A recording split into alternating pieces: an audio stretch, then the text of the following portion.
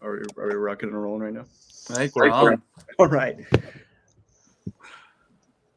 Welcome to the weekend rotation, everybody. I'm Noah, who you may better know as CWS247, the one who's been tweeting at you the past 6 years.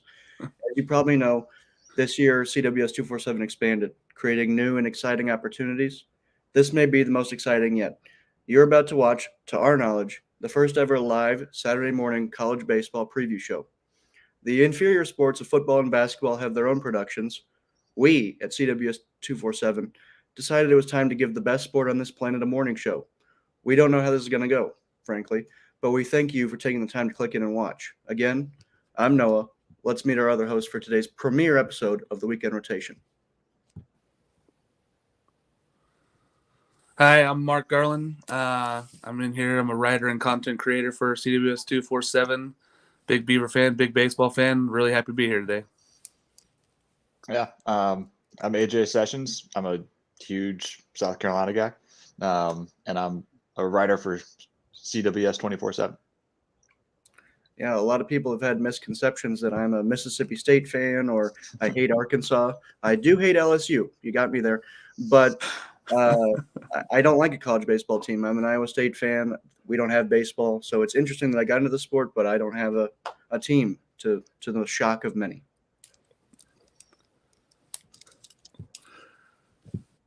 How are we doing this morning, fellas? Great. I'm doing good. Ready to go. Yeah. Let's dive right into it. How about great action this week? Obviously, we knew college basketball was played, but guess what? They still played college baseball this week. You guys check out any games? So many good games. I mean, there was a lot of good midweeks games here this week. There was a ton of good college baseball leading into the March Madness. And then March Madness really continued with baseball. Baseball was crazy already just starting off this weekend. I know my Beavs had a game against Arizona State, Pac-12 home game last night. 21-0. Not a football score. That was legitimately a baseball score. Unreal. Cooper Jerpy, third-team All-American preseason. He came in 7 innings, 12 Ks, 1 hit. He looked like the dude that's going to be a Friday night starter for the Beavs. The wonder from down under, Travis Bazzana. I know a lot of people aren't talking about him as a freshman right now. He had his first home run. It was a grand slam. 8 RBIs last night. Looked great. The whole team was just hitting all over the place. It was really exciting to watch some good baseball. Yeah, I mean, the Texas Incarnate Word game caught my attention. You know, Texas this past week has been struggling with, splitting the midweek against Texas State and then losing the series to South Carolina and then to College of Charleston. They bounced back into the Citadel, but 19-2 against Incarnate Word in the 5th inning. Everybody in that lineup scored, which I don't think I've ever seen. It was, the Texas offense was back, and they've been back for a couple games now. And I think Texas fans are going to like to see that they can still swing the sticks a little bit. You want to talk about everybody in the lineup producing. Notre Dame lost to Louisville. Louisville, not quite who we've been used to seeing for the past couple of years, but they are subtly 14-4 now, 1-0 in the ACC, beating who many are calling number one Notre Dame. Not anybody who deserves to have a say, but many are calling them that. And they went and did it. And you look at this Louisville lineup, and up and down, everybody had an RBI except for, ironically, the DH. So that's just a lineup that produced. And is Notre Dame going to drop a series to Louisville? You would think that would drop them from number one, but you never know if Baseball America actually views a series loss as a good thing. No, it can move them up in the polls somehow. You never know. Yeah. Yeah, they'll get more votes for first place somehow in their polls, so it'll be unanimous. Ridiculous. No better resume builder than losing over at the Baseball America folks. RPI is all that matters. Yep. Yeah, it's great to see Louisville get in there, and maybe they are the Louisville of old, and we're just not used to seeing that. If they're going to produce runs, that team's all right. They just don't. To me, they don't have the pitching to last in the ACC. But if they're going to score, scoring runs is king. Yeah, there are certain teams that college baseball is just better when those teams are on. Louisville's one of those teams. Arizona State's one of those teams. They're not really on this year. Rice is one of those teams. Cal State Fullerton. When those teams are clicking and involved, it's, I think, a true national sport as opposed to just SEC and Big 12 focused. Yeah. people forget that Louisville has the most wins of any program from 2010 to 2020. That's just something that gets totally overlooked because they never won a championship. Right. But Dan McDonnell has a great program there when it's rolling. And last year was not rolling. No. No. No, I think they're trying to just write out last year as, no fans in the stands. We're trying to figure out a roster post-COVID. I think a lot of coaches are trying to take that route. So this is going to be the year where it's like, okay, what do you got? Now fans are back. You kind of have a real offseason to shape your roster and know who's coming back. And Dan McDonnell was not happy about no fans in the stands come near the end of the season, where he was making statements like, we have Kentucky playing in front of a full stadium and we can't get 50% in here. Right. Yep. That's brutal. I mean, it is a big difference too, especially for those schools that have support for their baseball program. If you can have people out at the games, it makes a world of difference for your guys, And then, like you said, the rosters, having the expanded rosters this year, that's going to help a lot of teams that have that experience now. Guys that have arms and guys that have dudes that are ready to swing the bat. If you have 35 guys ready to go, that's competing every single day in your practices. Yeah, the 2020 being canceled is a blessing in disguise. It's strictly in terms of baseball for the last 2 years of talent up and down every roster, and we're getting premier baseball because these rosters are just loaded. Yeah, and the smaller draft, when we had the smaller draft there, the 5-round draft, that also kept a lot of these guys that probably would have gone if they were in that, 6 to 15 range. They probably were gone, but they stayed because they didn't really want to leave. And you can't tell me you don't want to transfer into Louisville to play your super senior year and be the chance to, get that program back on track. Yeah. Not gonna lie, those black and red unis are pretty dope. They look pretty sharp. They're on Friday nights like that. I was digging those. I do have a thing in general against Adidas uniforms, but Louisville does it right. Yeah, some teams do them wrong, but Louisville. Oh yeah, they got it down. Most teams find a way to screw them up.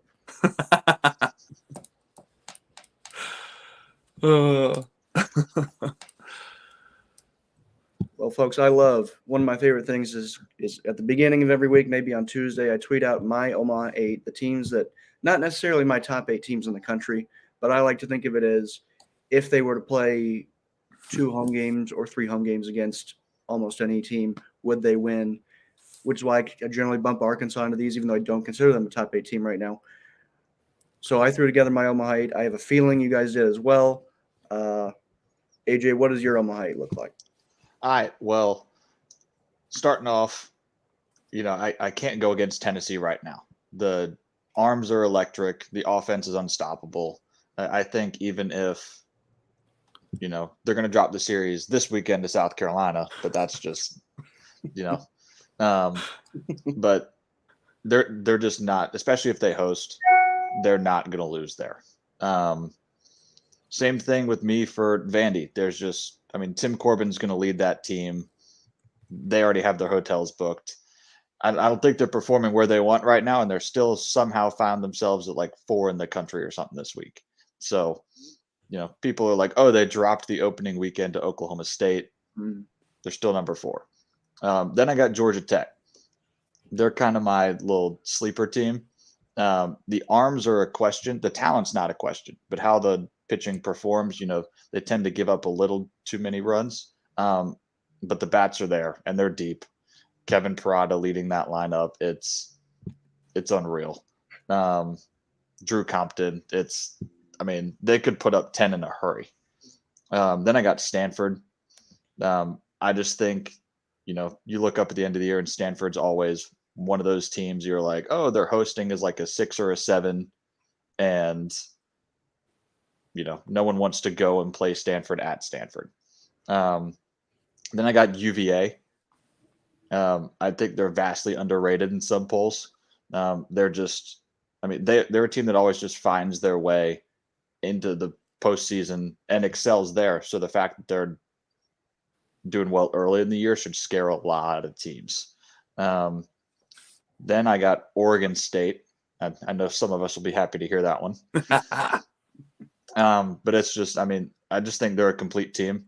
I got Arkansas in there. I just think they're going to, when postseason rolls around, they're going to be angry.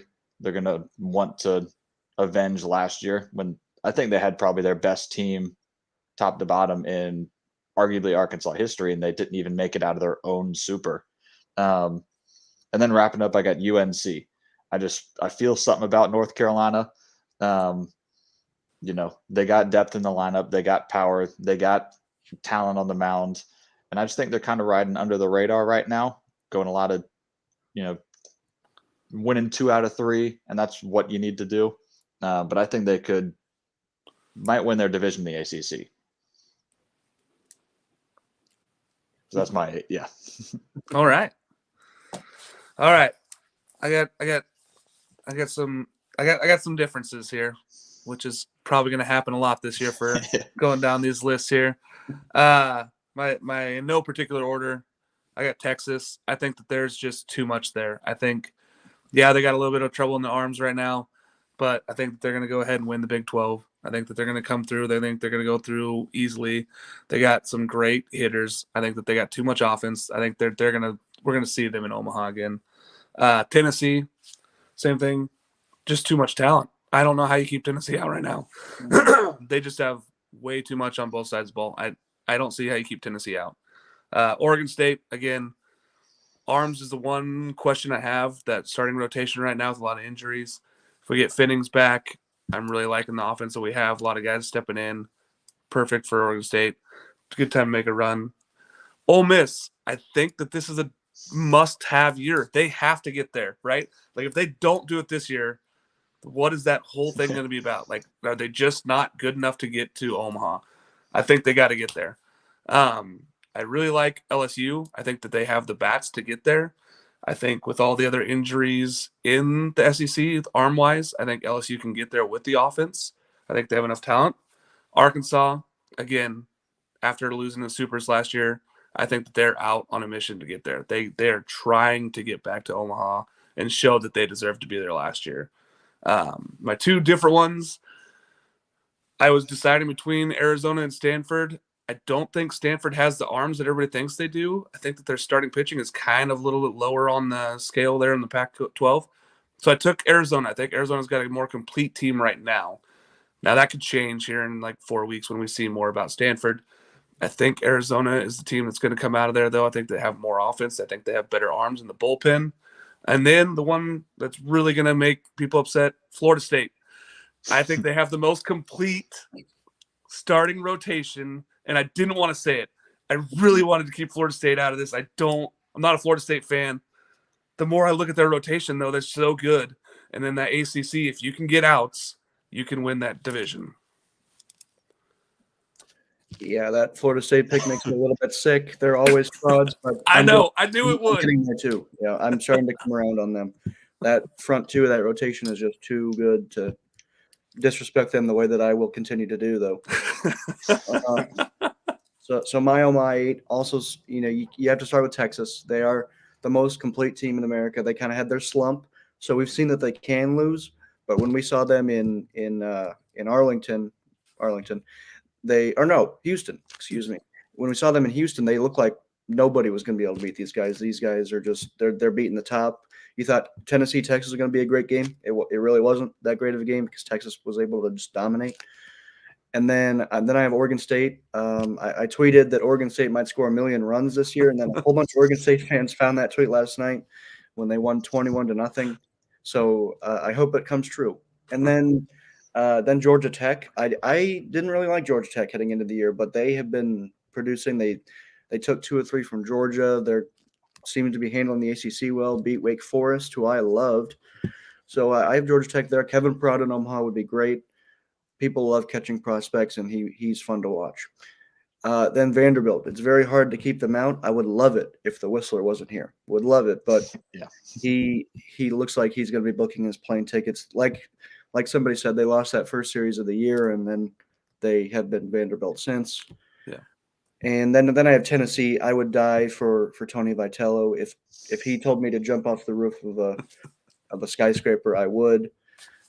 So I have no problem with seeing him in Omaha again, and I'm rooting for it to happen. I know a lot of Arkansas fans absolutely hate the guy, but it's going to be hard to hate him when I don't know if he's going to come to Arkansas. I can't say for sure, but they're going to try and get him. when Dave Van Horn moves Oh, on. absolutely. Yeah. So it's going to be a little bit weird when all these Arkansas fans have to delete some tweets. And then I have Ole Miss, which is obviously a hot take. Ole Miss at home again, as some would say, but this time they're going to Omaha.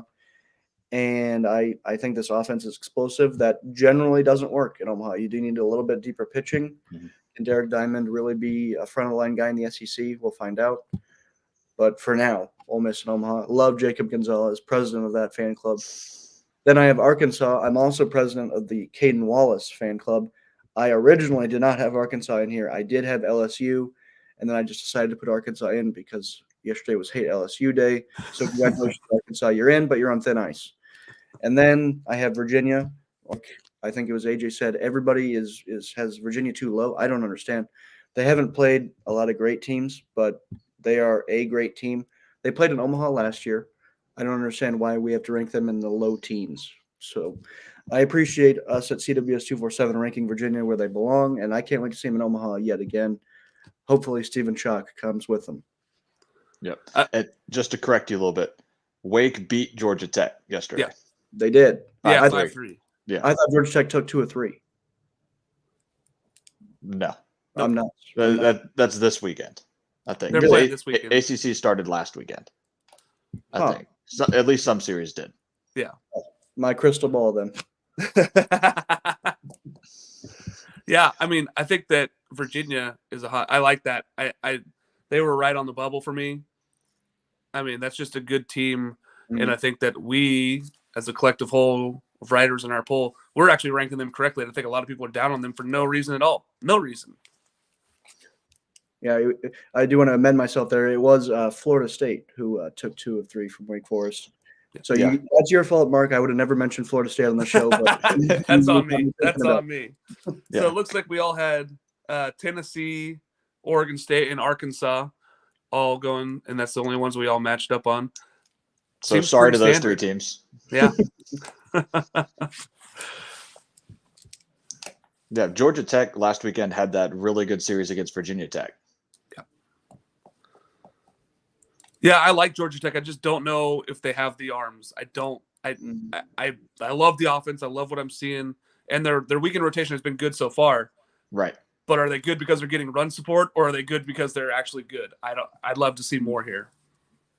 Yeah, absolutely. If they can go out and Wake Forest, they shut down those bats pretty well yesterday, but still, 5-3. Wake Forest has got some arms too. So I think that'll be a good series if they can come back and win 2 of 3 in this series. It'll be a good sign for Georgia Tech fans. Yeah, if you look at that ACC, there's a lot of arms in that starting rotations on a lot of teams there. Yeah. So that's going to be tough to just keep winning with run scoring when you're going to get some tough games in there. Yeah, absolutely. The ACC is subtly a gauntlet. People slept on the ACC a lot last year, and now you talk about Virginia, Wake Forest, Florida State. Virginia Tech is pretty good, and then you throw in Miami in the mix. It's a loaded conference. North Carolina, wow, the ACC might be back. You didn't even mention Clemson. Clemson, Notre Dame, they're all yeah. considered ACC. Like it's a brutal conference this year. Yeah. That's why I do believe that we're going to see at least one team from the ACC. I just don't know who it's going to be yet. I want to see more from that conference and see who's going to. But whoever comes out of there, it's going to be tough and battle tested, ready to go. Yeah, you don't want to play ACC teams in your regional super. Yeah, we haven't even mentioned NC State, who started off so hot. I mean, if they get hot again, look out. Yeah.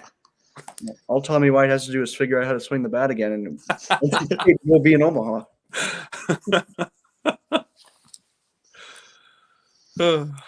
Speaking of Tommy White, our top 3 Golden Spikes.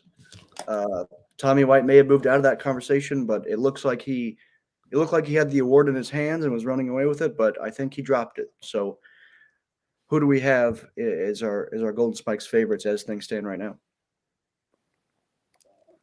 I'll let Mark go first. I went first with the. All right, I got you. All right. So I went a little bit off the board, but not really. I picked some guys that I thought are going to be in Omaha. I believe that these are the guys that are going to be leading their teams there. Trey Lipscomb from Tennessee. Dude has been the anchor. Now, he has a lot of support around him, but he's hitting .403, 8 home runs, 16 extra base hits, 33 RBIs. he has really been the driving force in the engine of that offense right now. If he can continue those numbers and keep producing and get that Tennessee club back to Omaha, there's no way he's not going to be a finalist for this award. I mean, anytime you're putting up those kind of extra base numbers and those RBIs, you're going to be looked at. Number 2 on my list, Ivan Melendez, who for some reason was not on some preseason lists, and I could not figure that out. He has been crushing the ball. Now his average has dropped a little bit lately. 361, 8 home runs, 16 extra base hits, 29 RBIs. Again, that lineup is loaded also, so he's not by himself, but that's a lot of offense to be producing. And when he hits the ball, my goodness, you see it. I mean, that's a big league bat right now. That dude crushes home runs. And then, gonna go a little homer. I'm gonna give you some stats that are gonna blow your mind.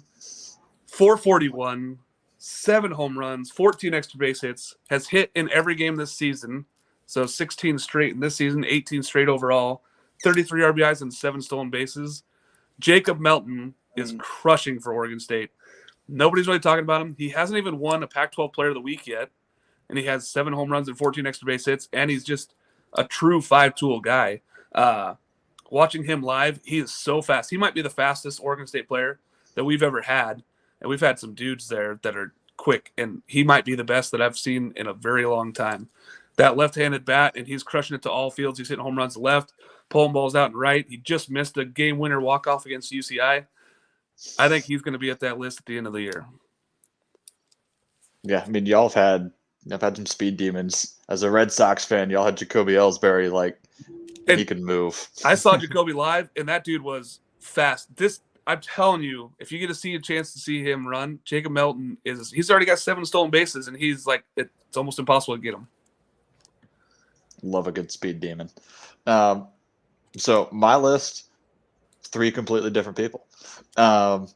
So again, no particular order right now. I got Kevin Parada for Georgia Tech. He is just tearing the cover off the ball. He's hitting 421, 8 bombs, 30 RBIs. He is the leader on that offense. And if they are going to go to Omaha, it is going to be on his back. So if he can carry that team, I think that's a huge boon to him. And, I don't see him slowing down. He's just too good of a hitter, just a pure hitter at the plate. And then a guy who wasn't on the watch list to start off the year, Jake Giloff. He's just been tearing the cover off the ball. 419, 9 bombs, 38 RBIs. Originally looking at the year, Kyle Teal was one of my preseason Golden Spikes picks because that guy just scares me when he's at the plate. He never misses a barrel, and somehow he's only hitting 297 with a couple bombs. Jake Geloff's carrying that offense, and he doesn't look like slowing down. I think he only had 2 or 3 home runs last year, and to be at 9 already this year is insane. And then kind of my projected pick, I get the feeling he's getting ready to go off power-wise, is Jace Young. He's hitting 386, hadn't really found his groove, 3 bombs, 19 RBIs.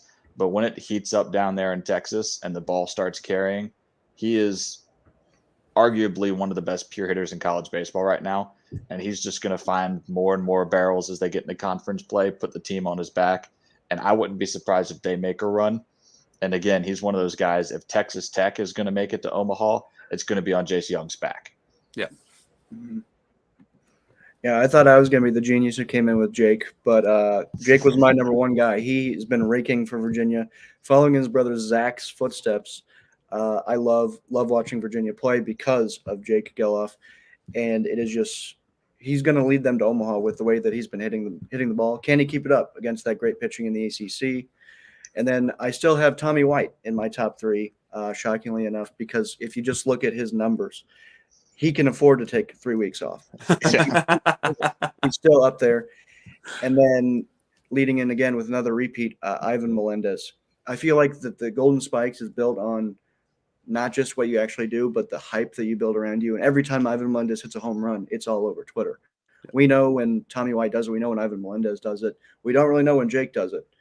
Hopefully someday. But the Hispanic Titanic, everybody knows exactly who that is. Even if you don't like college baseball, you've probably seen that on your Twitter feed. And I think that it shouldn't necessarily play that big of a part, but I think it does. Oh, I agree. I think casual fans have heard of Ivan Melendez now. Yeah. and because of how big his home runs are, and then the people have seen that thing, and everybody knows Tommy White. So you're right; just the highlights can keep those guys up at the top of the list. Mm-hmm. It was interesting that none of us said any arms. It is harder for a pitcher to win an award, but if you look at that Florida State rotation, Parker Messick and what's Parker Messick, of course, friend of the program, and Bryce Hubbard are just dominant at the front of that rotation. If you go into the Tallahassee Regional and you have to face them back to back, you're done. Your season is over. I think for me, more in the Golden Spikes, pitchers start to get more later in the season because you start seeing that win total rack up and you start seeing the ERA drop and you start seeing the strikeouts. You're like, okay, more of this is building up. You can get offensive stats faster to build up than you can the arm stats. So I think that's why it always is tough there at the beginning of the season for this award, because you just don't see the win total yet. It's like, oh, you're 4-0, big deal. Well, yeah, he's probably only thrown 4 games or 5 games, so there's not really opportunities yet. Yeah, and one bad start at the beginning of the year takes your ERA from 0.75 to 3.75, and no one's going to vote for 3.75 for a Golden Spikes. But at the end of the year, that one bad start, ends up being a 1.8, and people are like, "Oh my God!" Like that's so. It's one of those things, and strikeouts pile up and stats like that. I think pitchers more cumulative, hitters it's more reactionary off of like, oh my God, Tommy White's tearing the cover off the ball. He's my favorite.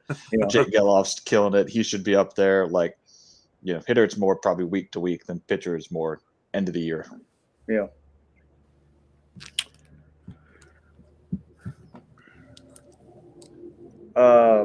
Folks, we have another person on our panel, the wonderful Jake McKeever. He is unfortunately a Texas A&M fan. We don't hold it against him. I know. I was just say, actually, I also went to Mississippi State. But no, he's your friend this week. Yeah. How convenient. I wore my Mississippi State stuff thinking they were going to get embarrassed by LSU last night. So I might have to do like a little change here in a little bit because they won last night, surprisingly. But y'all didn't mention any of the mid-major guys for your Golden Spikes. That was kind of a wild game yesterday. So weird. There's no love for the mid-major guys. Well, we haven't learned anything about the mid-major. That's why you're here. I'll go ahead and give y'all my players of the year for the mid-majors. They're going to be at the bottom there. Nathan Chung of St. Mary's. I know St. Mary's lost last night to Loyola to kind of open it up, but they've been one of the better teams kind of under the radar way out west. I know we're big West Coast, Best Coast podcast. So they're kind of flying under the radar. Leads the entire country in average, just tearing the cover off the ball. Next on my list is Brooks Lee. I know y'all have had a couple of us tweet about mentioning Brooks Lee. So here's his love. Tore it up last year, son of a coach. Tore it up Cape Cod League, just tearing it up again. Big favorites out of Cal Poly. I could kind of see them making a run in that conference because it's just so wide open and everything. And then last on that list is Carlos Contreras. Sam Houston, for some reason, they just don't want to leave Texas. They only play one true road game outside of Texas, and it's to Lake Charles. So I could see them, the WAC's wide open this year. They had a really good series in Tarleton. It was a little cold. I was actually there for that game. Didn't stay very long, though. I would say that kind of the under-the-radar upset for me was Delaware over Maryland. I mean, a lot of us have said that Maryland's kind of been our surprise team. They beat Baylor. They beat probably my favorite mid-major team, the Camels.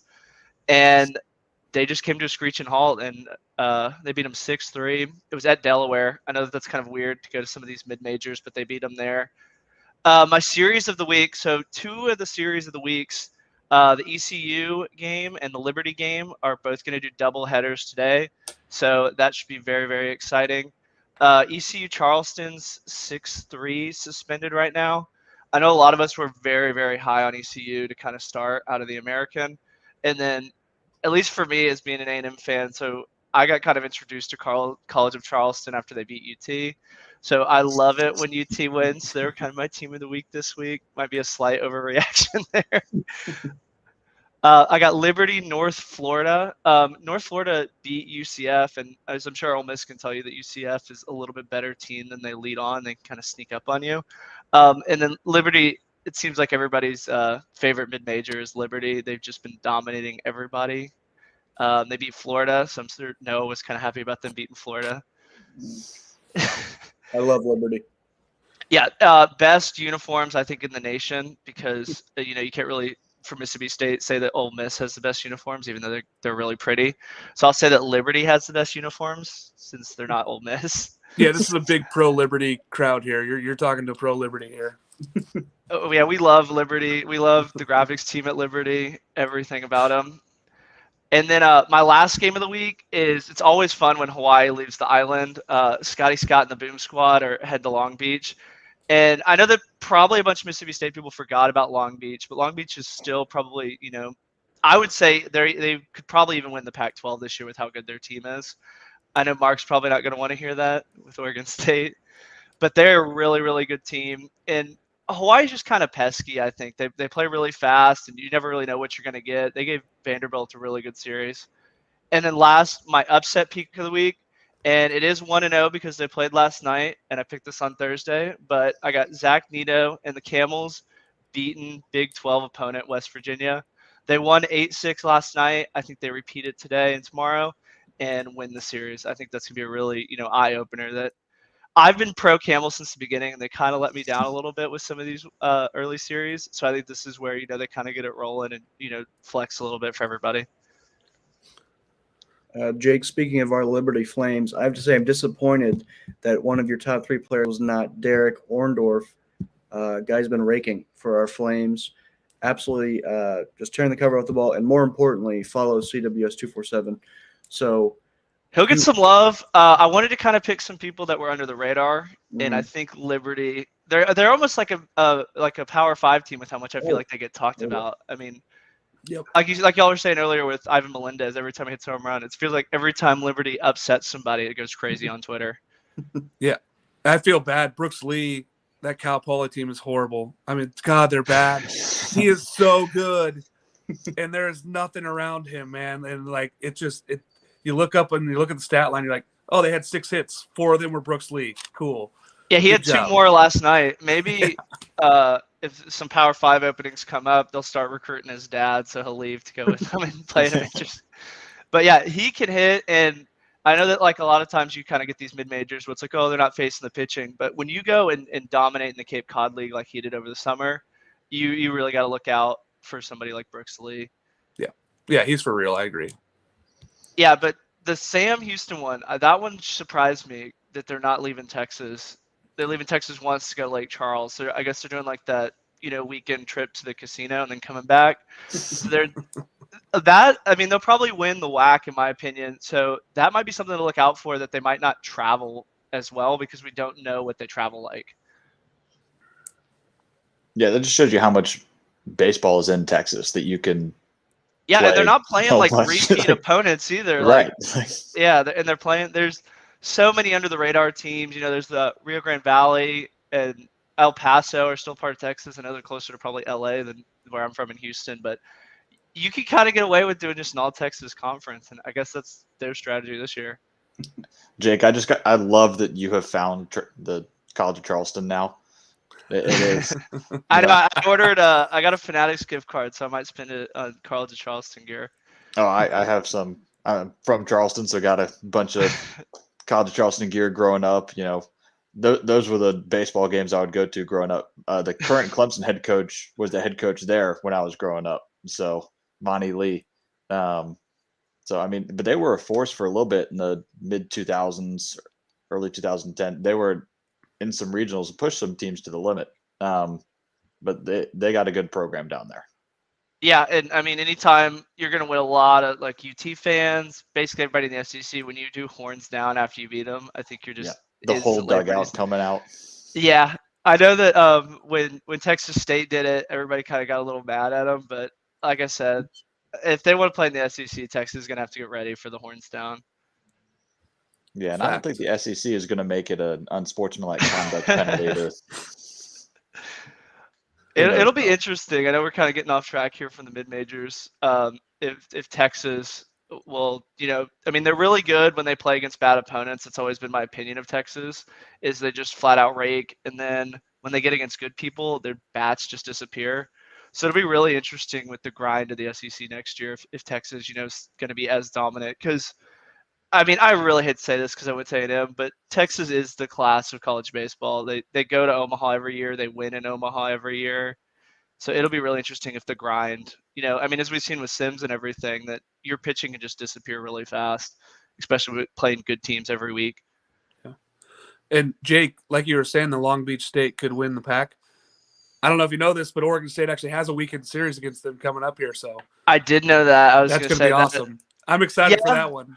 The only thing though is it's sandwiched in between their pack schedules, so I'm not sure if you'll see kind of their back end bullpen. They might try and save it a little bit, but it, like I said, Long Beach.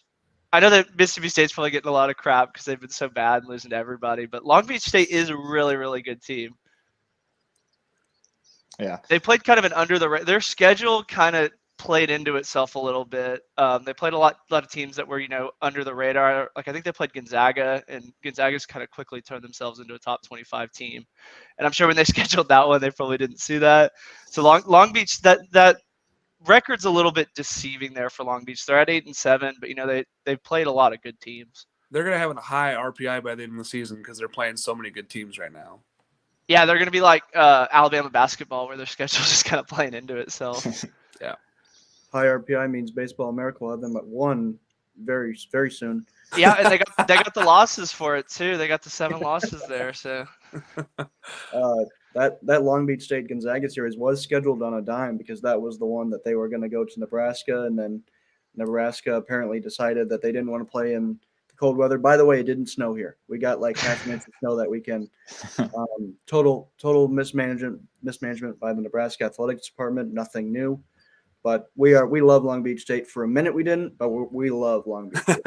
Yeah, and I do want to point out too that was when I went to the Sam Houston State Tarleton game, and it was probably 20 degrees and a light rain, and they played the entire game. So if you can play it in Texas, you can definitely play it in Nebraska.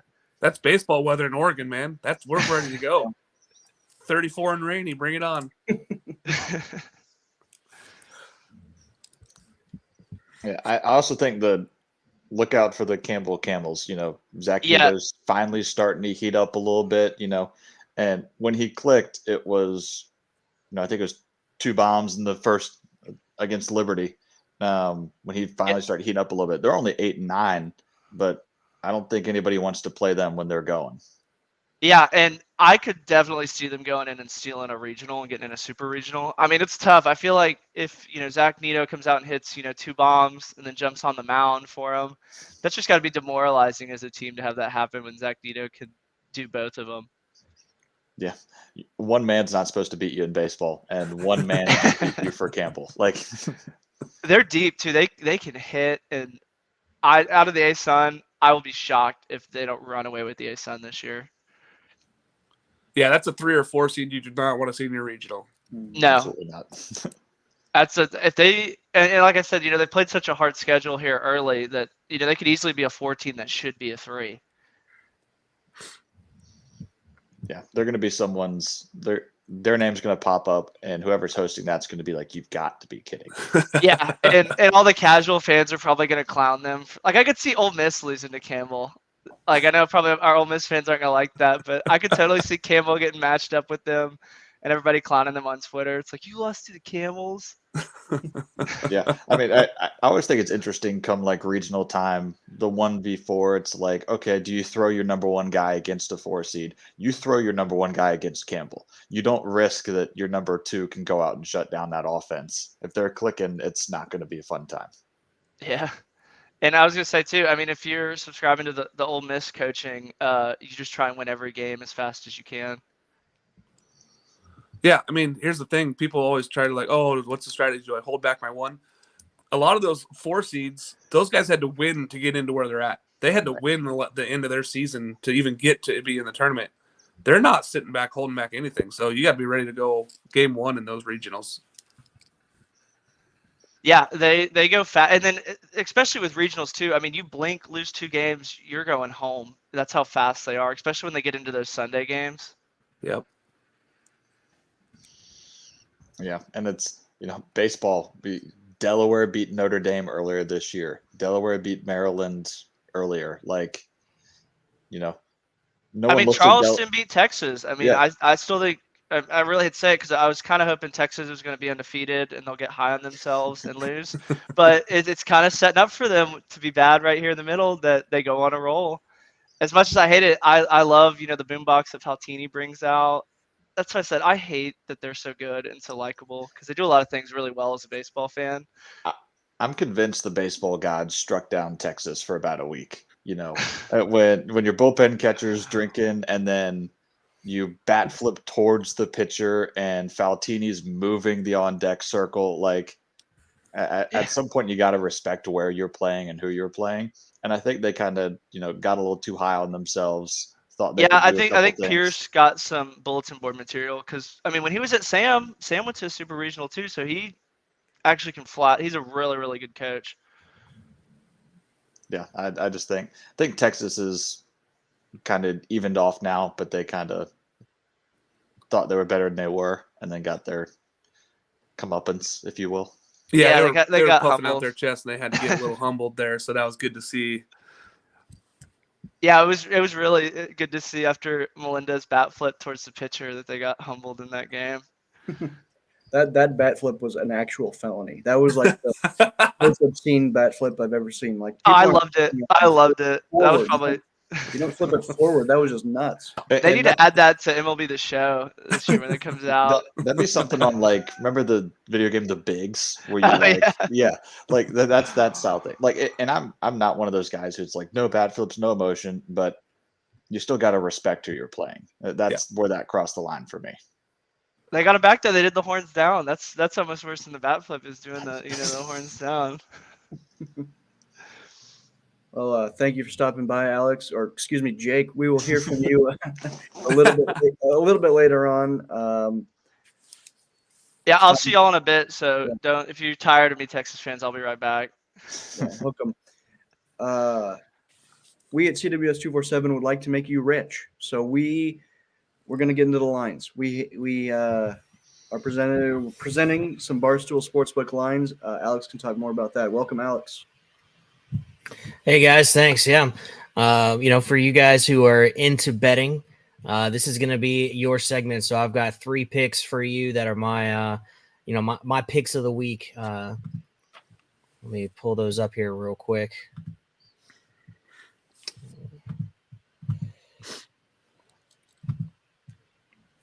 Alex is our behind the scenes guy, so he has a lot going on his computer right now. Yeah, I apologize. He's got to produce a week at a talk, so it's awesome. Yeah, so my picks for this week. So we got Tennessee over South Carolina, minus 240, not great odds, but a win's a win, right? And also for my upset, for my underdog of the week, I like Louisville over Notre Dame. I mean, they played them tough yesterday, but I like the Louisville over Notre Dame this week, and that'll be a good underdog bet. And then I also like the over in the Ole Miss Auburn game. Those two teams have been tearing the cover off the ball this weekend. I mean, it's been, each one of them scored at least 16 runs in at least one of the games so far this weekend, and I don't expect that to stop on game 3. So, yeah, I mean, those are my picks for this week. You guys have like any of these other lines? What do you think? I like the under in the South Carolina Tennessee game. South Carolina's number 1 guy, Will Sanders, is on the mound. He's shut down Texas and Clemson in back-to-back starts. South Carolina offense is kind of hit or miss. Not too much power that's been there in the past couple weeks. 1 home run in the series against Texas. Tennessee has some good starting pitching. I could see that being, a 6-3 game today, maybe. Yeah, I mean, 13.5 is a big number. Tennessee certainly has the power to go over that by themselves. But yeah, Will Sanders is a legit SEC starter, and so yeah, he's definitely got the opportunity to hold them down. Yeah, so that's my pick of the day. Yeah, I really hammer the under. I really like that Ole Miss Auburn over. Like you said, they just first to 10 wins, although sometimes it's first to 15. no matter what the number is, I would take the over. You could put the over at 20, and I would take it. What is the number? So the number on that one is 13.5 as well. Oh yeah. Oh yeah, with You're day just 3 giving me- starters coming in there, give me a break. That's easy over. That's bad the first luck. 5 innings over. Like, Yeah. They're just giving away money at the Barstool Sportsbook this week. Yeah, for sure. Well, so if you're listening, let me know if you make those bets. Let me know how you do. I'll let you know how I did. yeah, you've publicized yours. You're out Yeah. there now. I There is am. no better investment than Alex Day's picks. So not gambling advice. But I had to rep my team because there's been a lot of LSU hate going on in this stream so far. So I had to And not had for to me, come not for something. me. Oh, I know exactly who it's from. It was getting loud on Twitter last night too about it. Hope we track him down, whoever it is. Did we get hacked or something? Hey, Alex, I had him in my Omaha 8, so you got to be happy about at least one of us was bringing him in. Okay. Oh Just yeah, I and that's know who from my Oregon friends are. State It's fan. okay. That's tough. Oh yeah. All right. So if you guys want to get to, we had some questions pop up here in the old chat. So I'll bring them up and we can talk about them a little bit. So a question here from Little Pigzo. So what is happening in Mississippi State? What do you guys think about Mississippi State? Arms, man. When you lose arms early in the season, it's really tough to win those games early.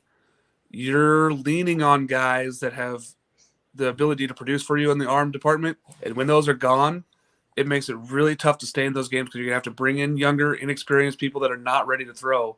So they might be able to put it together later in the season. They might be able to get some starts out of some guys.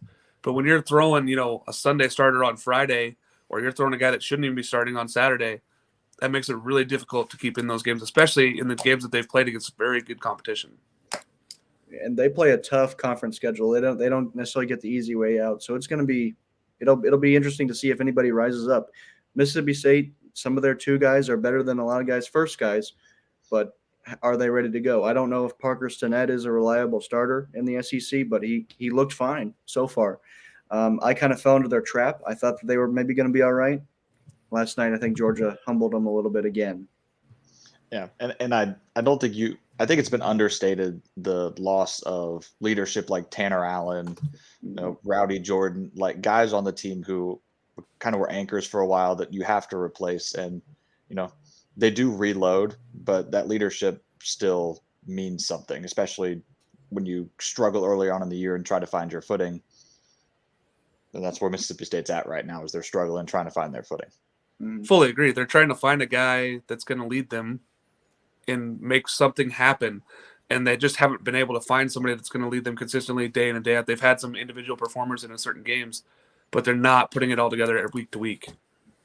Yeah, and to put it all on Logan Tanner's shoulders is, hard for Logan Tanner probably. Like when you go from being one of 3 guys to the guy on the offense, it's a lot easier for pitchers to game plan pitching around the guy. 100%. Don't sleep on the name Hunter Hines this year. He's going to be good. Bad in the SEC. I like him. He's been putting good contact on there. And if Kellum Clark can get going, maybe they'll be all right. But he's been kind of rocky. Yeah, I think that one of the things that surprised me the most is how quiet their bats have been. I thought this was a team not that was going to tear the cover off the ball, but Zdelinski was going to be solid offensively. But man, they have struggled even before their pitchers. Landon Sims and the other one, I can't remember his name right now.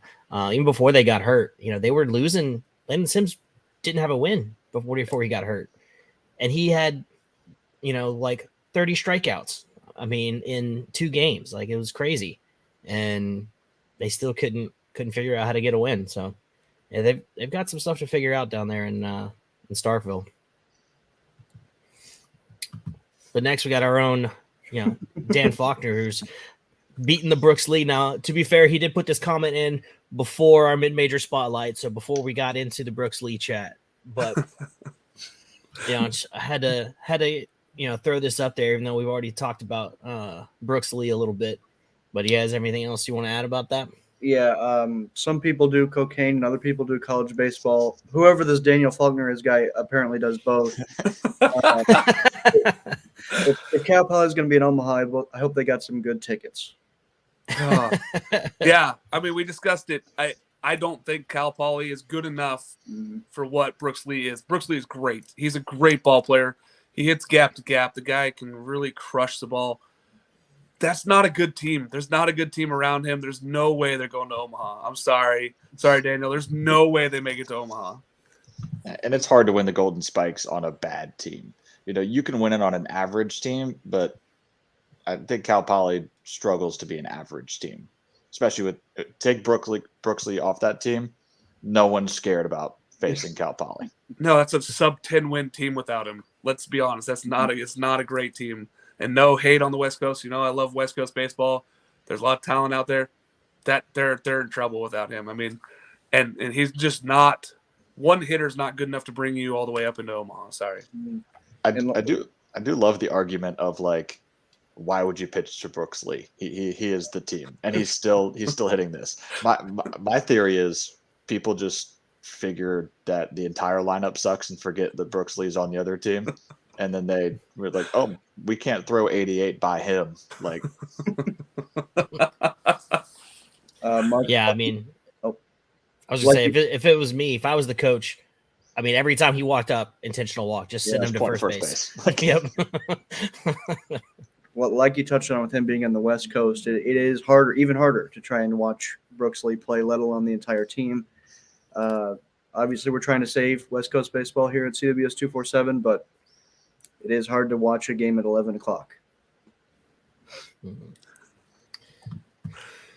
right, so next up we got looking for Golden Spikes duds. So some guys that maybe had some big hype coming into the season that just, not quite living up to the hype. What do y'all think? That is a really good question.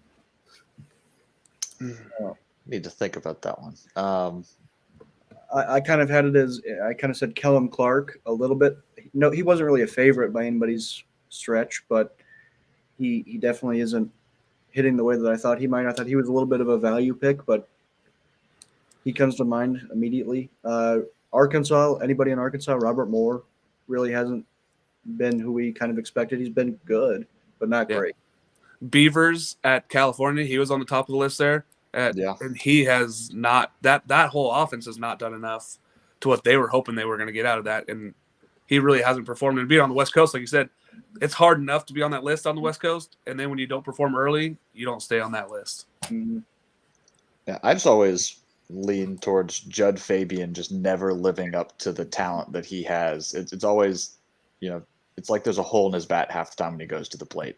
I think his numbers are solid so far, but they haven't really played many good teams, and he tends to struggle when he gets into SEC play. He'll have a big weekend every now and again, but he should be performing a lot better than he has been. And we got somebody here in the chat who was not a fan of our Arkansas slander a second ago. Sean, I love it. I love Caden Wallace. You can search at 247 CWS Caden Wallace on Twitter, and you will find the fan club right there. Really wanted to put him in there. He's definitely not in that top 3 yet, though, but I'm not going to be surprised when he is at the end of the year. Yeah, for as much as we were not high on them, we all had Arkansas still in the Omaha 8. So it's not like we're just slanderous towards them. They're just not performing where they should be at this point in the season for what we think. Yeah, I totally agree. They're one of those teams who's going to be there at the end. Yeah. And if you're going to pick, I guess if you pick a team to be, they're called Omahogs for a reason. Like that's their nickname. I know they took it down from behind home plate, and that's kind of funny. But we expect Dave Van Horn to get there basically every year. Hey, I want to see him there. It's great for us. So bring on Arkansas. Let's go. They can't catch foul balls. That's what you like. I wish people would talk more about that foul ball. Mark, can you get all of Oregon State Twitter to start tweeting the same GIF over and over. I had at least 7 people when I told them I was coming on here, like, "Oh, talk about the Arkansas game." I'm like, "Okay, guys, we get it. And they still have pictures of it. They just send me screenshots. Oh, remember this? Yep. Oh man, that's awesome. We got one more question here. Ben Anderson, best leadoff hitter in America. Shout out to Spittin' Seeds. They're hiding under an alias right now, but this is definitely one of their minions. They love Ben Anderson. They are constantly talking about how he's the best leadoff hitter in America, and they might be right. It's tough to argue. I mean, there's not a lot of dudes at the leadoff spot right now, because if you're a dude in college, you're hitting 3 or 4, 3, 4, 5, and yeah. I think Enrique Bradfield might give him a run for his money. Mm-hmm. Yeah, that is true.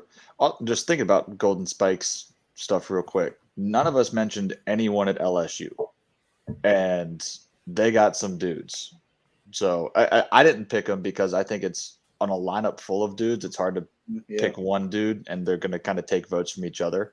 I didn't know y'all's thought process. I had Barry just on the outside of mine, and I think I kept him out because he was an Arizona guy, and then he left LSU, and I was like, man, I miss you in the pack. I don't miss facing him, but I miss seeing him in the pack and getting those numbers. But he is a true talent out there, and I think that is helping that LSU lineup right now. Yeah, that was my mindset on it, is that there are too many mouths to feed in the Golden Spikes column. Love Trey Morgan, love Dylan Cruz, Jacob Berry, all those guys. Cade Doughty, but it's hard to just pick one who's really the quote MVP of the team. Yeah, and when everybody gets pitching, because you can't pitch around a single guy in that lineup, and then the RBIs also, you're gonna split those RBIs amongst you. Nobody's gonna feast, nobody's gonna eat up all those RBIs. Well, you say that, but I mean, Cade Doughty leads the SEC in RBIs. Jacob Berry leads the SEC in home runs. I mean. But Jacob Berry's problem is that he's a switch hitter, but he's hitting over 400 from the left side, and then he's hitting below 200 on the right side. He needs to just go honestly, he just needs to go left-handed. I mean, just give up the switch. But yeah, I mean, I agree about there's just too many on the LSU lineup. I mean, you had Dylan Cruz who's hitting just south of 400, and Trey Morgan, who's kind of hit a slump here, and he's at like 330. I mean, I say he's hitting in a slump, and he's hitting 330. I mean, but yeah, I mean, it's just there's just too many in the LSU lineup, I think, to get a Golden Spikes out of that. Well, guys, so I think it's time to talk about our picks of the week. So we'll go ahead and bring Jake back on here. Kind of go through our picks for this week. I just want to add one thing. I think y'all didn't mention Scotty Scott for one of the best leadoff hitters in the country from Hawaii. How can we not mention Scotty Scott? You got to mention Scotty Scott. The name alone. I mean, it's pretty great. He batted 2 last night, but they move him into the leadoff spot a lot. He's got. I think he's got the cooler stereo too between him and Faltini. He's got the cooler stereo. Right. Man, you trying to start some fights with Texas fans, aren't you? I promise I'm not. My girlfriend went to Texas, so she's giving me dirty eyes right now. All those Texas schools lost out on Scotty Scott. He's from Texas. Yeah, Cy Ranch. I remember in high school, I say that. I'm way older than him. But I remember I'd always hear his name on the news, and I thought it was a cool name. All right, so let's get into our picks here. So we picked 10 games this week. So our first game this week, NC State, Florida State. I just think the arms are too good. Too good to, especially if Tommy White was still rolling, that might have been more of a question for me, but it seems like momentum's kind of faltering a little bit for NC State. Yeah, and NC State's going down, and Florida State seems to be on the rise right now. And the arms are too good. Mm-hmm. I've disrespected Florida State more than anybody. That it's coming to an end. I did pick them. That front end of the rotation is just too dominant for an offense that can't seem to find the magic they had with Tommy White. Yeah, I think when it rains, it pours for NC State. I mean, they've been kind of struggling, and then they go in and probably face one of the better teams in the ACC here. I don't see them even winning a game, if I'm being honest. Do we know, are they playing 2 today since they got postponed yesterday? Are they trying to get 2 in today, doubleheader it, or are they going to go just the 2 games? I don't know. I bet you they probably try and do a doubleheader just because it'll mess up the conference standings if they only play 2. Yeah, I thought that they said they were trying to go 2. I just didn't know if we confirmed that. I mean, I guess it's 8 a.m. here for me, so. I would imagine they would try and do 2 Saturday rather than 2 Sunday so everybody can get home earlier. But yeah, and do they still have that weird rule where like they have to do like a 7-inning game if it's the second inning doubleheader? Because I remember they used to have that rule. I think it's they can't start an inning after a certain amount of time if the travel distance is over a certain. Oh, okay, so that's what it is. All right, so got our next game. What happened to the got- love of College of Charleston, guys? What happened? Yeah, AJ. I mean, I love them as a program, but I think ECU's kind of found their footing. There was a lot of drama early on with the team. Losing Carson Wisenhunt. Like, I think they were in the media's eye for the wrong reason, and then the media kind of went, "All right, we'll forget about ECU," and they can kind of go and just play now. I think CFC is going to be riding a little bit of a high from beating Texas in the midweek, and ECU is going to kind of give them a reality check. Yeah, East Carolina's back. They were a team heading into the year where we thought, hey, maybe this is the year they not only make it to Omaha, but even just host a super regional. I don't think it's out of the question right now, but it certainly doesn't look good.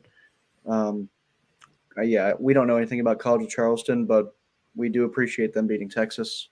Some of us do more than others. But I think East Carolina takes care of business. Name I love for College of Charleston, Dylan Brooks, freshman. He's like 6'7", throws like 96. He's going to be a stud. Went to my rival high school. Yeah, I think ECU, they're going to figure it out this week. I think they're going to start rolling in the AAC. I still think they run away with the AAC, the American Conference, and I think this is kind of where they prove it against College of Charleston. Yeah, I mean, they just haven't really been able to find their footing since all that drama with Wisenhunt. But yeah, I think they can beat College of Charleston, but I don't know if they're gonna. I don't know. I mean, you got Tulane in the AAC as well, and I think Tulane's just a much better team. So I think Tulane's gonna end up taking the AAC. But today, and this weekend, I think ECU's got it. We got TCU and Baylor. Kind of split on this one. Mm-hmm. Yeah, I thought the Baylor bats would be enough in this series. I think TCU's kind of been going down a little bit. I know a lot of people still have them in the top 25. I just thought that Baylor, the way that they played in Houston, I thought that they maybe get those bats rolling and then they're good enough. And at home. So that's why I had that. I watched Baylor.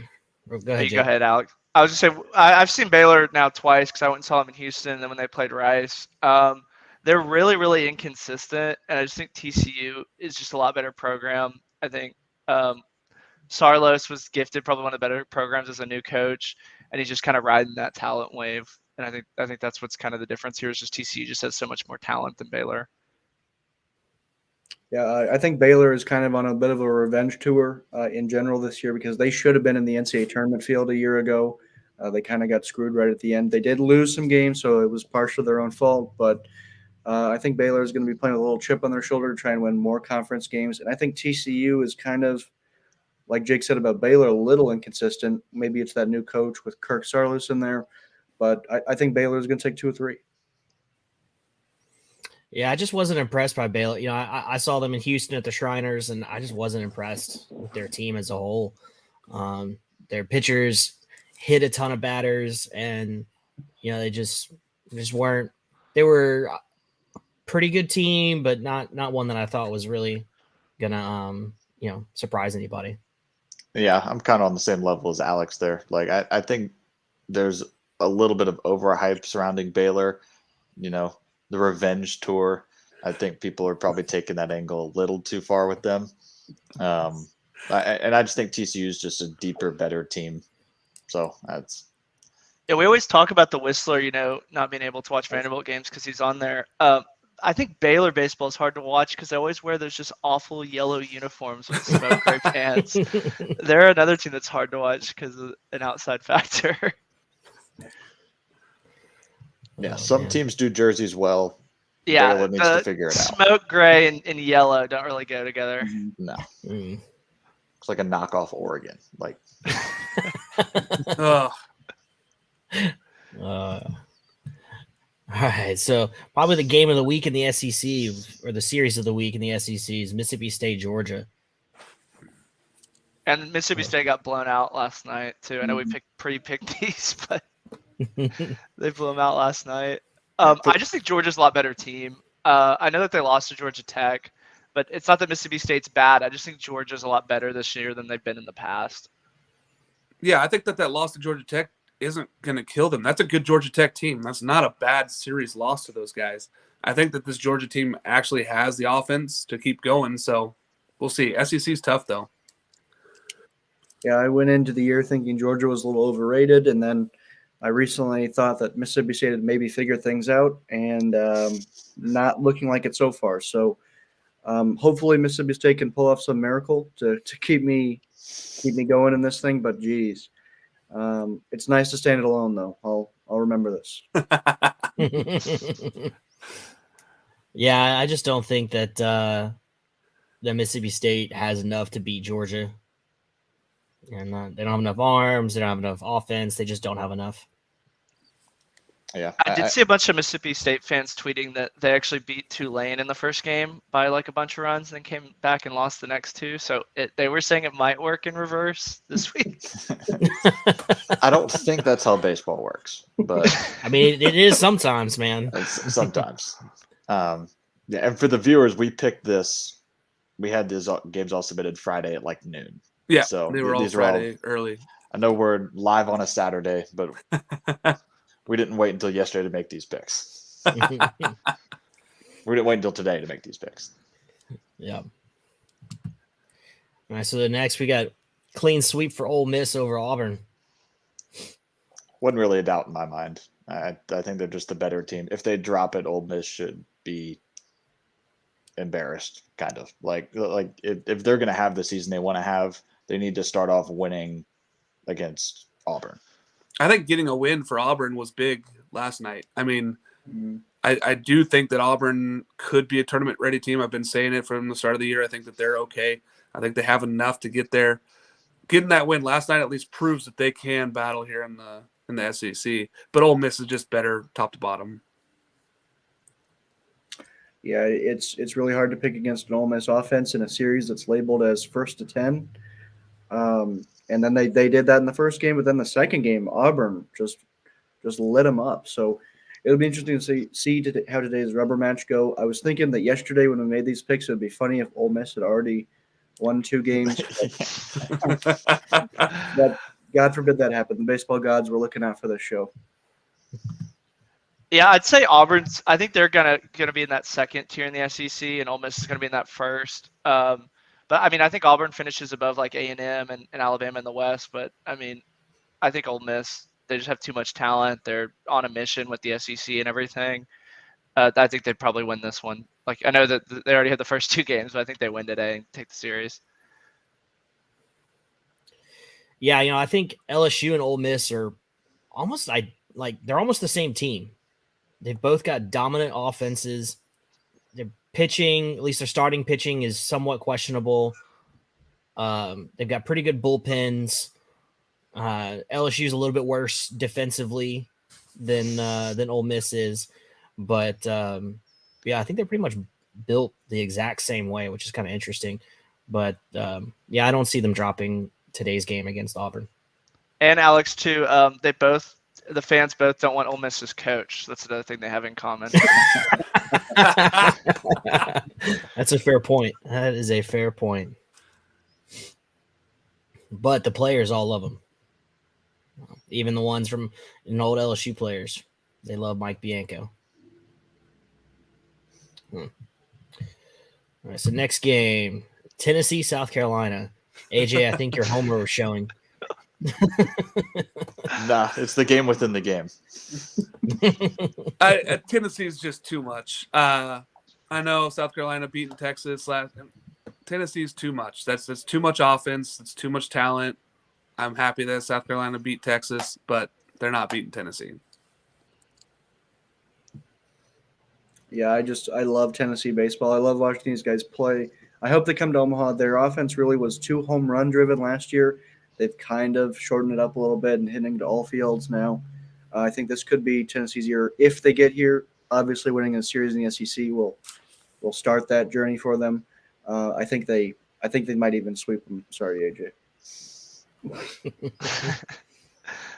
Yeah, AJ, I think South Carolina, they already blew their like one series where they come out and play amazing like they did 10 years ago when they were back to back. So I think unfortunately it was an SEC game, but I mean Tennessee's got too much talent. Even when they were in Houston, they lost to Texas. There were times where they ran themselves out of innings. They just are too deep this year. Like I said, if they don't go to Omaha, it'll be a shock to me.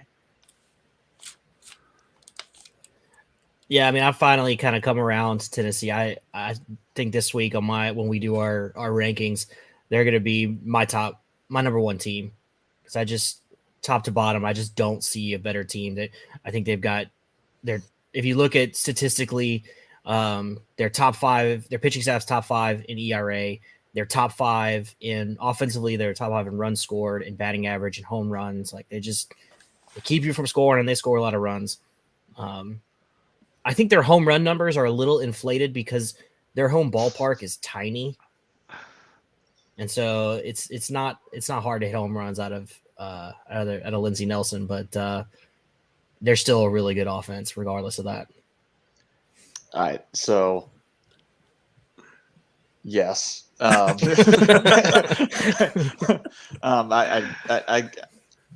as much as my brain was telling me that, you know, a good series here for South Carolina to be winning one of these three games, that my heart got involved. And we have one of our starters that we had going into the year, and that includes our midweek guys. We had, TBA has led South Carolina in starts this year. So we have a bullpen guy starting game one for us, because Will Sanders threw Sunday last week, so he's throwing Saturday this week. He'll probably be back in the Friday night role next week. We don't win game one. South Carolina doesn't. We were 2-8 last year. Game ones, we still went 16-14 in SEC play. I think Will Sanders shoves today, evens the series, and then Sunday I think it's going to be a bullpen game. And South Carolina's used to playing those. I don't know if Tennessee is yet. So, no, hopefully we see how deep that Tennessee bullpen actually is, because I don't think we've seen that from Tennessee yet, because we haven't needed to. Yeah, who was that freshman pitcher that pitched against Texas last week? Matthew Becker. He just shoved. Yeah. Is he pitching tomorrow? He's Sunday guy. Yeah. Yeah. That's if he throws like he did against Texas, y'all definitely have a shot. Yeah, for sure. I'm excited that he could go out and do what he did. I don't. Again, it's a freshman. It's his first career start. Who knows if that's a fluke thing? Wasn't on the scouting report. Whatever. Now that there's a little bit of a film on him, who knows? But I like that he did that against Texas and completely shut him down. Should give him confidence going into this series. Yeah, for sure. All right, so we got Arkansas and Kentucky. Jake, you're on an island. Yeah, as I said, I think I'm alone here. I don't know. I think Kentucky, when they played TCU, they played really, really good. A lot of people don't know Kentucky's actually has a really good record this year. I don't really see it from Arkansas. I know a lot of other people are really high on Arkansas. They just didn't have very good at bats when they were in Round Rock when I saw them against Stanford, and that's really kind of the only time I've seen them. And I just don't think they hit elite talent very well. I know I said that about Texas earlier, but I could totally see Arkansas, having a wake-up call in this series with Kentucky, because Kentucky, I think, could even be in the East conversation. It's not that Arkansas is bad in this pick. It's just I think Kentucky's a lot better than I guess people realize. Jake, I believe it when I see it with Kentucky. 100%. It's the East it's deep. it's not as deep as the West, but and if Kentucky can come out and win this series, then I will, tip my hat to you, sir. But Kentucky to me they're one of the teams that has a lot to prove when it comes to the SEC. Yeah, I'm not buying in on the Kentucky train either. I don't think they're going to win the East. I don't think they're great. I think they're another middle of the pack SEC team. I just don't. I'm not buying into the Kentucky hype. I've been saying it for the last 2 weeks in polls. I'm not buying in yet. Yeah, for those who know the name Reggie, you guys do sort of. Good friend of mine. He's a Kentucky fan, and he says they're just not a real SEC team. He could be wrong, but I think that Arkansas fans pride themselves on not losing series. So this is going to be a classic 2-1 series victory for Arkansas. At some point, Arkansas is going to have to look like themselves for us to trust them. It's kind of weird that Arkansas can go win 2 of 3 every week, and we're still kind of suspicious about them because they really don't look like last year's Arkansas team. But maybe this is No, you almost blink and they win because that's how it kind of is with them. Like they don't look very good at times, and then you get to the end, it's like, oh, they beat them by 5 runs, and it wasn't even really that close. So they are kind of a deceptively good team, I feel like. Yeah. Or you don't talk about Arkansas unless they lose because you expect them to win. Yeah. Same thing can be said about Kentucky. The destroyer of brackets. All right, so Stanford, Arizona, going out west for this one. Some West Coast ball. All right, Alex, I like it. I'm not sold on Stanford. I said it in my Omaha 8. I don't think Stanford has the arms that they are expecting to have had in the front end of that rotation. I think that Arizona has big bats. I think that Arizona hits the ball better, and I think being at home this weekend, I think that pushes them over the top. Yeah, I mean, Mark, I think this kind of parallels our Omaha 8 picks. I had Stanford actually ahead of Arizona. Arizona was my next team out. I just think that, and it's going to be a good series regardless. I think this is going to be it's a very fun series for those who are able to tune in. I think there's a lot of talent on both sides. I just, gut told me Stanford, so I went with it. Yeah, the cool thing is, too, it's a Monday night game, so you're going to be able to watch that game Monday night for the third game of the series. Hopefully, it could be the deciding one. Yeah. Yeah, this series was a total coin flip for me, one of 2 coin flips on our list, and it could have gone either way, but I just chose to go with Stanford because they've proven it to me. They beat Arkansas this year. They were in Omaha a year ago, but so was Arizona. So I'd like to see whoever comes out on top will definitely be a top 10, probably top 7 team for me. I'm really looking forward to this one. Yeah, and Stanford beat Arkansas and really shut down their offense. So they have the ability, I feel like, to just turn it on and just beat anybody that I feel like they want to. I know that it'll probably be these 2 teams in Oregon State for the Pac-12. And I just think Stanford, just because honestly I've seen them in person, and they look like a really complete Omaha team when I saw them. Yeah, I just believe in Arizona more than I believe in Stanford. Daniel Susac is one of my favorite players in the country. I love watching that guy hit. He's awesome behind the dish. He's going to be a top 5 for 10 draft pick, coming this summer. And I just think that Arizona just has a little bit more than Stanford does. Mark, Mark, does it sting to see Daniel Susac playing at Arizona? Yeah, it does. Yep. We don't talk about it. When you sit there, you're like, boy, that would have been nice. But Gavin Logan's been great, so I can't be too upset. But it still stings a lot, and it hurts. It hurts. There is kind of an odd Daniel Susac love triangle that could have happened in here because he could have gone to the A&M. He could have followed Nate Yeske. Yep. Jake, you almost had your taste of Daniel Susac too. Yeah, I remember when I was following that. I was like, oh, we'll get there one day where we can get recruits like that. Maybe we just need to do the football method and start paying people. I was waiting to bring up the Yeske stuff because I'm a big Nate Yeske fan, and that one hurt. And then, him leaving Arizona too. It's like, boy, there's some stuff going on. But seeing Susac hit for Arizona hurts, and he might be the best catcher in the country. Yeah, and it's not just because he was committed to Oregon State. It's the Susac family, which he was I associate with Oregon State with Daniel or Andrew. yes, Andrew Susak. Yep. Yeah, well, Jay Johnson's a good recruiter, so he got him down to Arizona and then left him. I was hoping he would follow Jay Johnson to LSU, but That's what I thought he would do. That's what I thought too, especially when Barry left, and I thought Susak would leave, but unfortunately, I thought once Barry left, he was gone for sure. But it's good to see him stay in the pack. Yeah. All right, Clemson, Miami. What do we think, fellas? This was another one of those coin flips for me. It's something about teams in the state of Florida that I just cannot trust them. So I went Clemson. Yeah, Who ended up winning last night with them? Because they played last night. Miami. Oh, I gotta change what I was gonna say in my notes. Me personally, I think that Miami is kind of getting their system right. They're starting to hit the offensive notes. They're starting to get going. I think Clemson has been a little bit high on a false note. I don't think they're that good. I think they've played some bad teams. I think that Miami is better than Clemson. So that's why I took them in this series. I think that that's a better team. As much as I don't want to rank Miami high, when Miami's good at baseball, it's better for college baseball. Yeah, I was just saying it was kind of more that I want Clemson to be good, not as much as I think that they'll beat Miami, because they're one of those teams too that you have to, with the pants and the white cleats, they're just like a quintessential college baseball team. And yeah, I mean, they haven't really played anybody good, but Miami just really hasn't impressed me when I've kind of watched them play on wheels and stuff like that.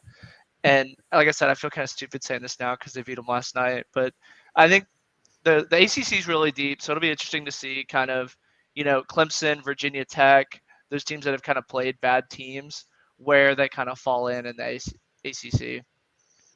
Yeah, I mean, this wasn't even a heart pick for me. I just think, Carson Palmquist for Miami is a bona fide stud on the mound. Having seen Clemson in person, they struggle with elite pitching, as most teams do.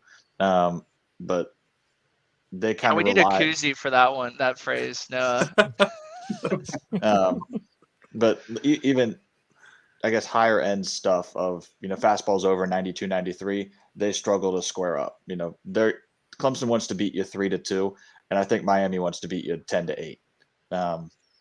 So I think Miami is just going to out-hit Clemson this series. Yeah, I was like Noah on this one. It was a coin flip for me, and I just felt like Clemson's had the hotter start to the season, and so I was kind of where I went with it. But yeah, I mean, and plus I love seeing Miami lose. I think back to the 96 national championship and the Warren Morris home run, and seeing Alex Cora, the Miami shortstop at the time, laying on the ground as Warren Morris rounds the bases. And don't talk about Alex Cora bad now. I'm a Red Sox fan here. Oh well, I'm just talking about we're him gonna his get college sidetracked. days. Yeah.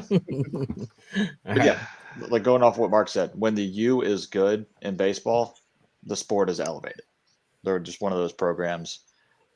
I don't know if they're back, but yeah, I'm not ready to go there. But when they're good, it's great for college baseball. Yeah. See, I'm kind of in the minority with them because they're kind of like Rice, and they're such a small school that I kind of like it when they're a little bad, and some of the bigger schools kind of get a chance to go crazy with their fans, because I just don't like their stadium. I guess it's their camera angle and everything. It just looks depressing when you watch it on like TV. High school stadium. It looks really it's put together. No one goes, no one cares. They're too busy at the beach.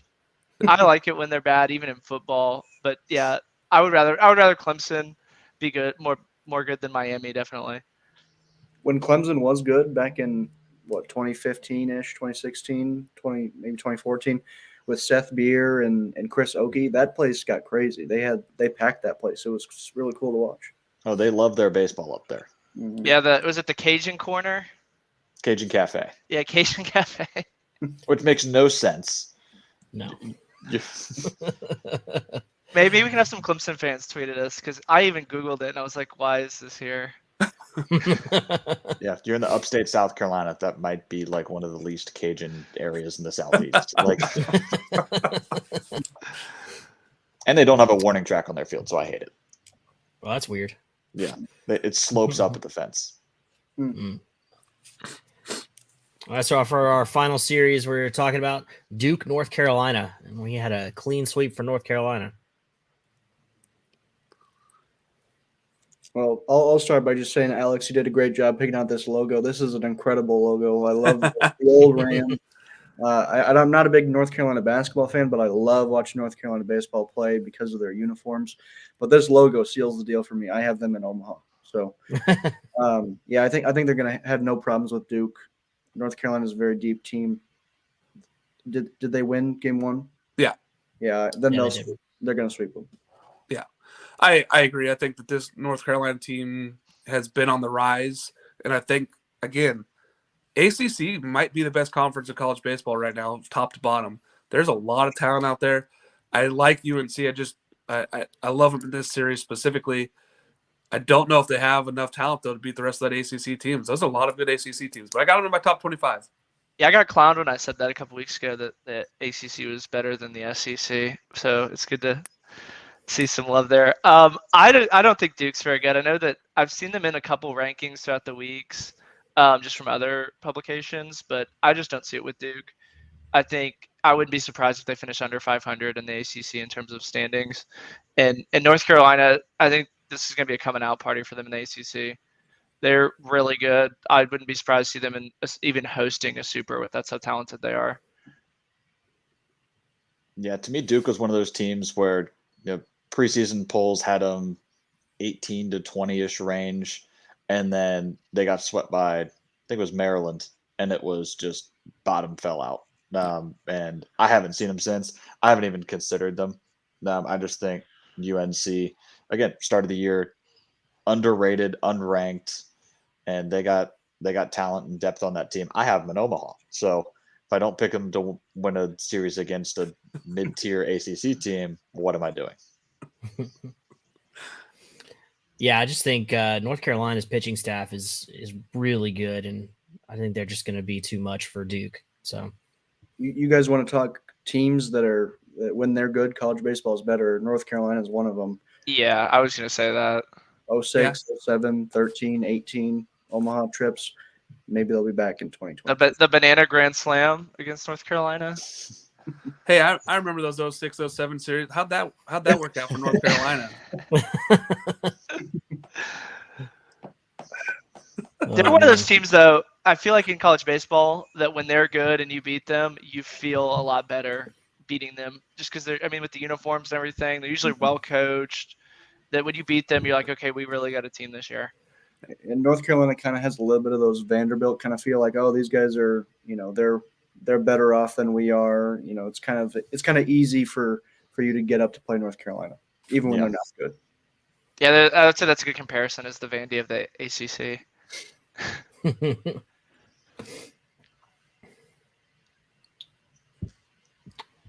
All right, guys. Well, I think that's what we got for the show. So I think it's good. Great first episode. Thanks for the 10 fans that stuck around with us. And the millions that we'll rewatch later. Yes, absolutely. Don't forget to like and subscribe on YouTube, like the page, share the post on Facebook. Help us grow this show. We got some pretty exciting things coming down for this show. We got some plans for in the future to kind of improve it. And if you have any suggestions, anything you want to see, anything you want to see us add to the show, by all means, put them in the comments, and we'll look into it. Yeah, or tweet at Noah. Noah's pretty active on Twitter, so if you have any of your opinions on anything we said, just tweet it at Noah. Yeah, send some questions in, tweet them in, Facebook, whatever you want to do. Send in those questions, man. We love answering questions, so we'll get into it. We'll deep dive. Yep, you can follow Noah and kind of the rest of our crew. We've got a crew of about, what is it now, 20 writers, Noah? Probably closer to 25 or 30, but 20 top 25 voters. Yeah. So we carry a lot of weight when you guys are nice to us on Twitter. And we do have the best top 25 poll Oh, not even close. Oh out yeah, there. absolutely. Because we actually, across the board, we end up watching all the games. Mhm. And that's even So with we know what's going Sean's, outlier votes too. Yeah.